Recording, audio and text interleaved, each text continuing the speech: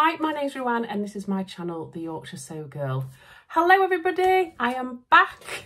You poor souls, I think you're seeing quite a bit of me at the moment, but anyway, I thought I'd pop on today to talk to you about my sewing resolutions for 2023. Now, I'm not one of those people that reflects a lot. I'm just going to put that out there. I'm not.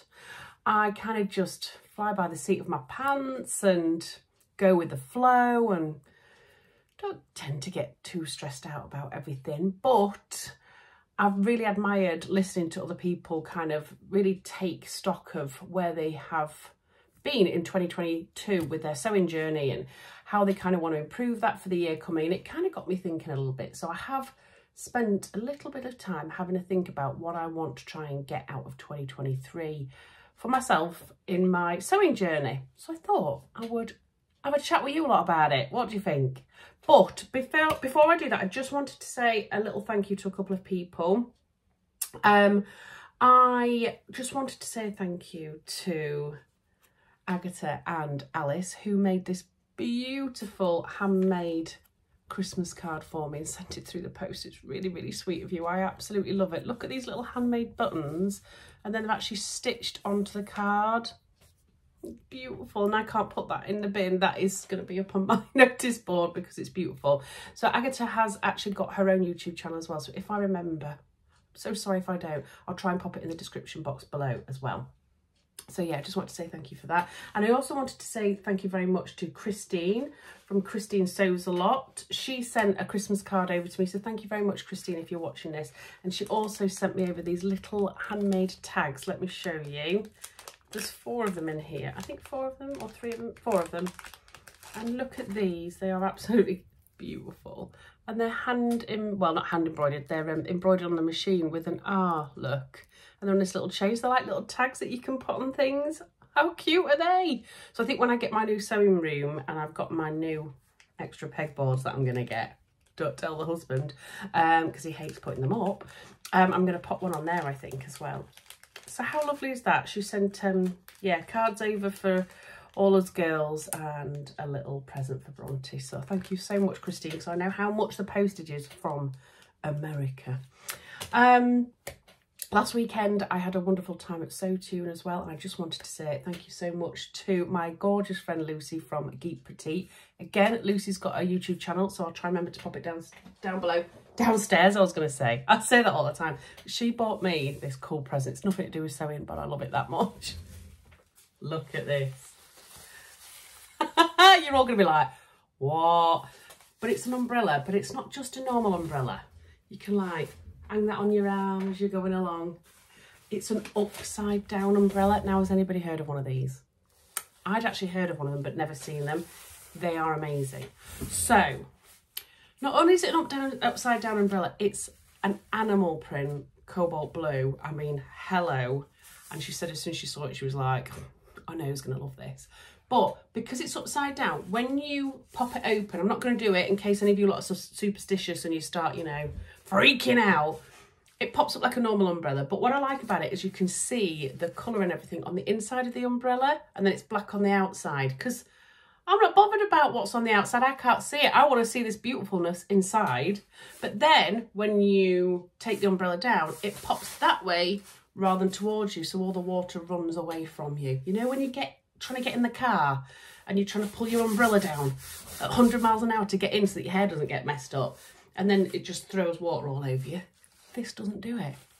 How amazing is that? So thank you, Lucy. She gave me that when I was at Sew Tune. She was like, I've got your present, come here. We went out to the car and she brought this massive present out all wrapped up, and I was like, what is that? I was thinking, what could that possibly be to do with sewing? But it isn't, but I love it. So I've just pulled that up now, and then that's going in my car. The most fashionable umbrella in the world. So yes, I just want to say thank you. And the other thing I wanted to do was talk about what I'm wearing. So I am wearing a Tilly and the Buttons Freya top in this most beautiful cotton jersey. Now this cotton jersey is from a relatively new online shop that has opened, and that is Lucy Locket Fabrics. And she contacted me, did the lovely lady over there, Lucy, and asked me if I would like to have some free fabric and she would give me a discount code for you lot. Yes. So I said, of course, I would love to. So she's only starting off small, but she's hoping to kind of add more and more to her portfolio. So it's quite a limited amount of fabrics at the moment, but they're all gorgeous. So yeah, head on over and have a look. And if you want to buy anything, you can get 15% off. Just use the code Ruan15, and again I'll put all the details down below. But it's just, I think was there 2 colourways of this. I think there was this one, which is like a midnight blue background, I think. Yeah, and then the other one was like a maroon. Very nearly went for the maroon. Couldn't decide. There was some beautiful ones on there anyway, so go and check them out, because how lush is that? It's beautiful, isn't it? I love it anyway, and I've worn it twice now. I think it's going to be one of those that's in quick rotation. Yeah, really good quality. I think it was a poppy fabric as well, so we know what the quality of those is like. So yeah, head on over there if you want to go and have a look. Right, let's get into sewing resolutions then, because I was kind of thinking to myself, this is going to be a really quick vlog, and I've just looked up and we're already 6 minutes in. Don't want to change a habit of a lifetime now though, do we? Right, okay, so number 1 is to try and be a little bit more organised. Now, I am quite organised. I'm not totally rubbish, but I'm organised up here, but sometimes this gets a bit crowded. You know what I'm saying? And as I get a bit older, I forget stuff. So I have got a weekly planner that I got from Cherries, my Cherries haul. And I'm trying to now write down the key things I want to get done during the week for work, for home, and for my sewing as well. Because when I'm organised and I've got everything written down, I don't know, it kind of lifts a little bit of pressure for some reason. I know that if I forget something, it doesn't matter because I've got it written down. I don't know if anybody else is like that, but I'm really forgetful at the moment. It's like my brain will only take so much, and then it's like, nah, not remembering that bit. Forget it. Now, when I was younger, I didn't have kids. I could recall things like that, but no longer. So I have to prep for that and make sure that I know what I'm doing. Now, I'm not saying I'm going to kind of go back to doing plans videos or anything, but I might do the odd one with just what I think I'm going to make in the future, but maybe not like a monthly plans video is what I'm thinking, just to give myself a bit of steer as well. And I know you guys like plans videos and I like to watch them as well. So that's what I'm kind of thinking of doing. But I also want to leave space for impulsive makes. So if I see a fantastic fabric, have to have it, know what I want to make, and I want to do it right now, that I've still got space for that as well. And as part of being organised, I think I also need to keep this space tidy. Now, I will be moving into a bigger room in the next couple of months. However, what I don't want to do is just fill all that space. Does that make sense? Because sometimes when you go into a bigger room, you just kind of think, oh, well, I don't need to organise. Oh, I don't need to keep that tidy because it's bigger and I can just shut it away somewhere. I really want to try and get some sort of system into my sewing room where I can keep it tidy and look forward to sitting down in my room.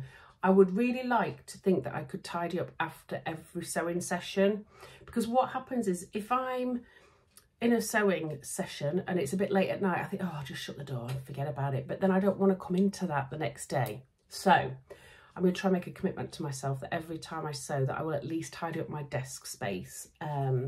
But yeah, at the moment, because I don't have an awful lot of desk space, I'm just chucking things on the floor and then you can hardly see it. So I'm going to try and be a bit more organised.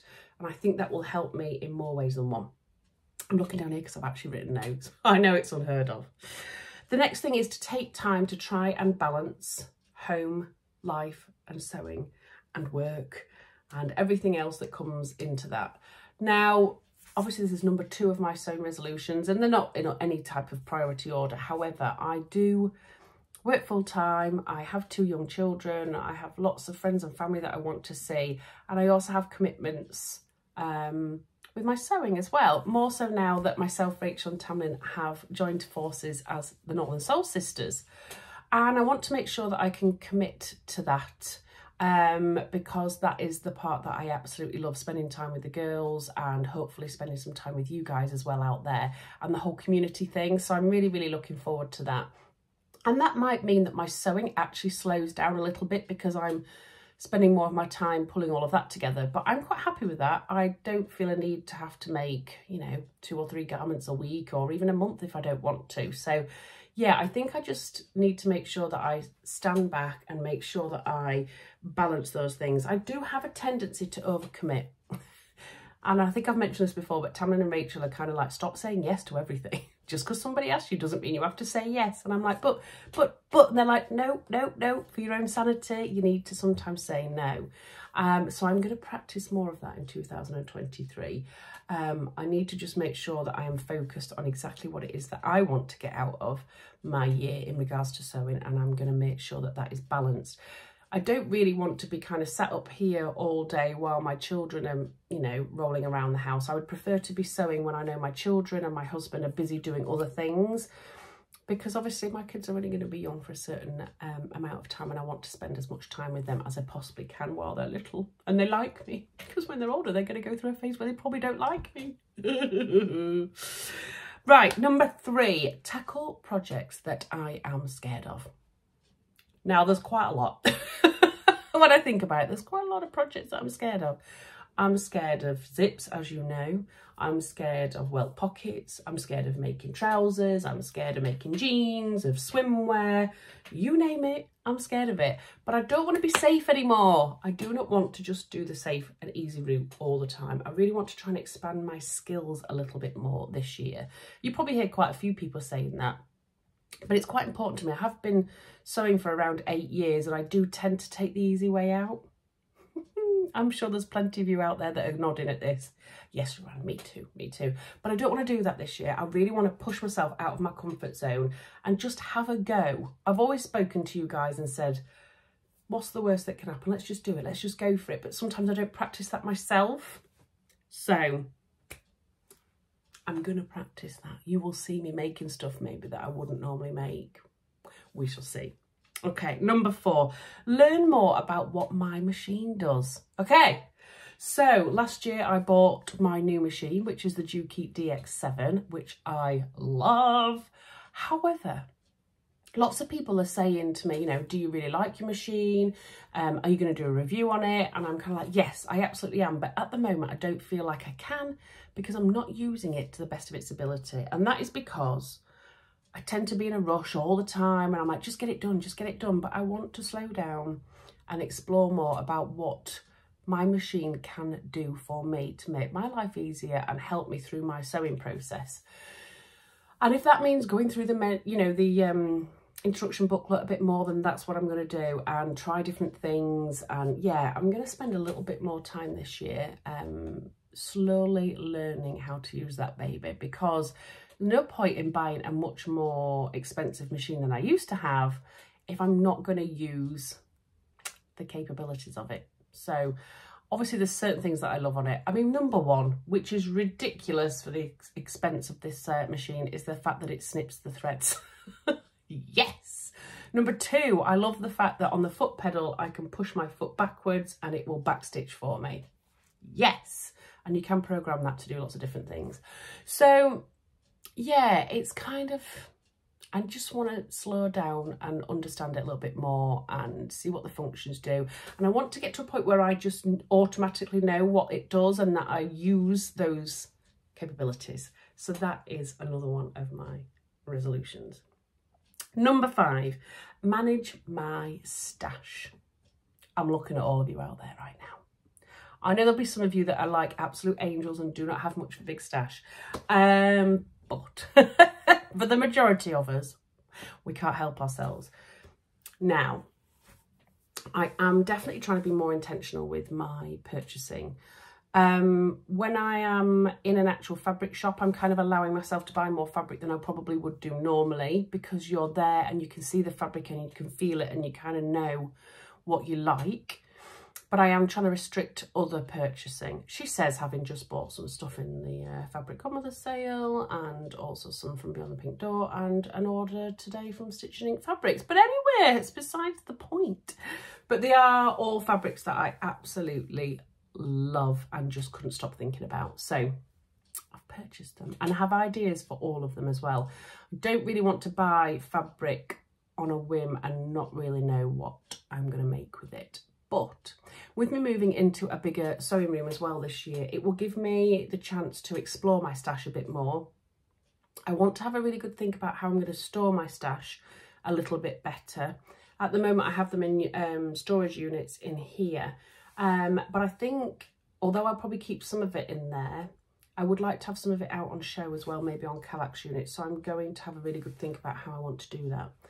But while I'm going through my stash and reorganising it into the new sewing room, I thought that would give me a really good opportunity to review anything that maybe I think now, no, not really me, or pieces of fabric where I've only bought a metre and I'm like, what am I even going to make with that? Like I used to, you know, buy really small pieces of fabric for some unknown reason when I first started, and thinking that I could make all sorts out of it. No idea why I thought that.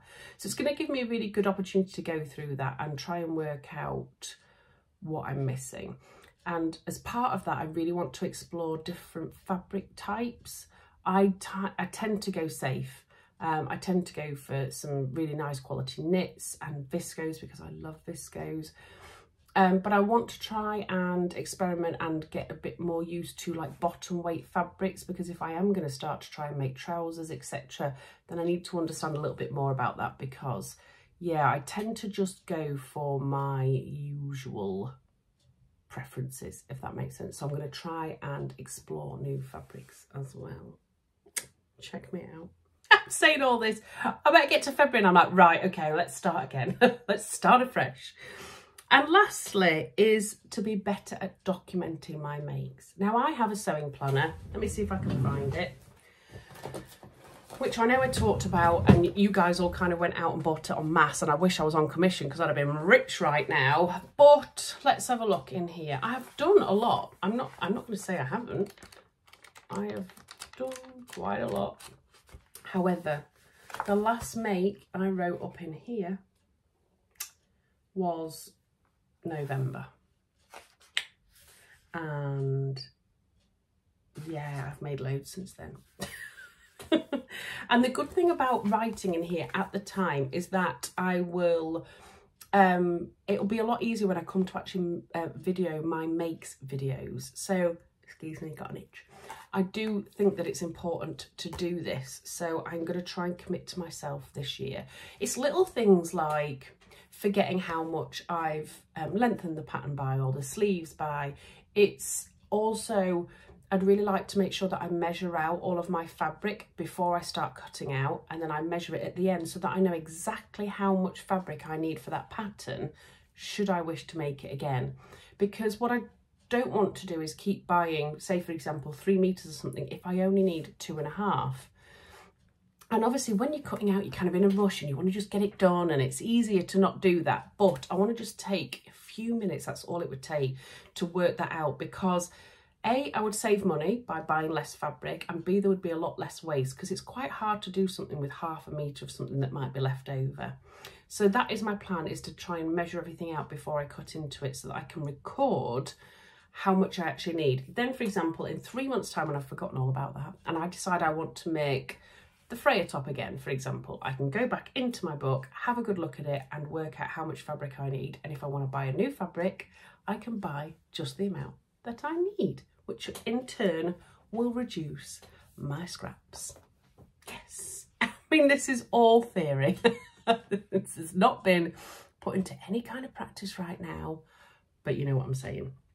And part of that, being better at documenting, is being a bit better on Instagram, taking photographs at the time, not leaving it till I've made about 6 or 7 things and then having to do the full, getting changed into loads of different outfits. I want to be a little bit more, yeah, with it in regards to that. I have neglected my Instagram page, and again, it's quite difficult when you're juggling loads of different things and you vlog as well. I think if I wasn't vlogging, Instagram would probably come quite easy to me, because I would have a lot more time on my hands.